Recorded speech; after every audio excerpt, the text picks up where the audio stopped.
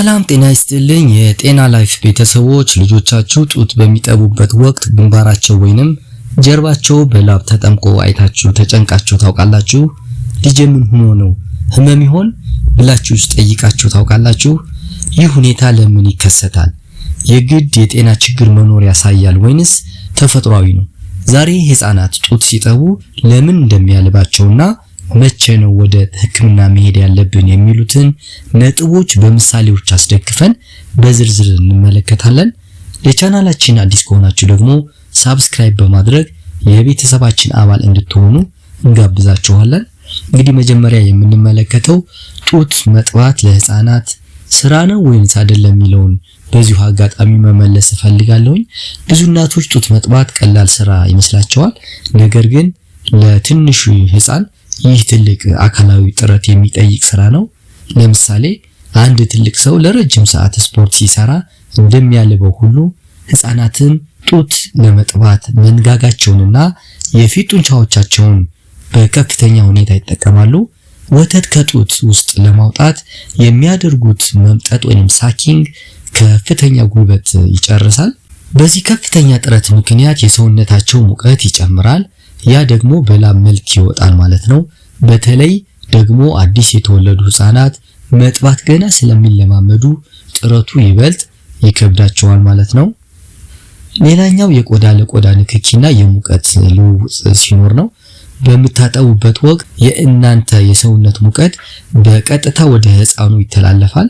ለምሳሌ በሞቃት ቀን ሁለት ሰዎች ተቃቅፈው ቢቀመጡ ሙቀቱ እንደሚጨምር አስቡት። ህፃኑ በእናትየው እቅፍ ውስጥ ሆኖ ጡት ሲጠባ የእናትየው የሰውነት ሙቀትና የልጁ የሰውነት ሙቀት ይገናኛሉ ማለት ነው። ህፃናት የሰውነት ሙቀታቸውን የመቆጣጠር አቅማቸው ገና ስላልዳበረ ከእናታቸው የሚያገኙት ሙቀት ላብ እንዲያልባቸው ያደርጋቸዋል። ይህ ደግሞ በብዛት በጭንቅላታቸው አካባቢ ይታያል ማለት ነው። ሌላኛው የሚያልባቸው ምክንያት የአካባቢ ሁኔታና የአለባበስ ሁኔታ ነው። ብዙ ጊዜ እናቶች ልጅ እንዳይበርደው በሚል ስጋት ህፃኑን ከመጠን በላይ የመንከባከብ ዝንባሌ አላቸው። ለምሳሌ ህፃኑ በወፍራም ብርድ ልብስ ተጠቅልሎ እቅፍ ውስጥ ሆኖ ደግሞ ጡት ለመጥባት ሲታገል ሙቀቱ ከቁጥጥር ውጭ ሊሆን ይችላል። ልክ እኛ በፀሐይ ላይ ወፍራም ጃኬት እንደለበስን ይቁጠሩት። ታዲያ ለዚህ መፍትሄው ምንድነው ካላችሁ፣ ጡት በሚያጠቡበት ወቅት ክፍሉ አየር እንዲኖረው ያድርጉ። ህፃኑን ቀለል ያለ የጥጥ ልብስ ቢለብስ ይመከራል። እናትየው ብርድ ልብስ ተጠቅልላ ከሆነ ሙቀቱ ወደ ህፃኑ ስለሚተላለፍ ጥንቃቄ ማድረግ ያስፈልጋል። ሌላኛው የራስ ቅል አካባቢ ያሉ የላብ እጢዎች ናቸው። በህፃናት ላይ አብዛኞቹ የላብ እጢዎች የሚገኙት በጭንቅላታቸው አካባቢ ነው። ለዚህ ነው ጡት ሲጠቡ አብዛኛውን ጊዜ ግንባራቸውና ራሳቸው ላይ ላብ የሚታየው።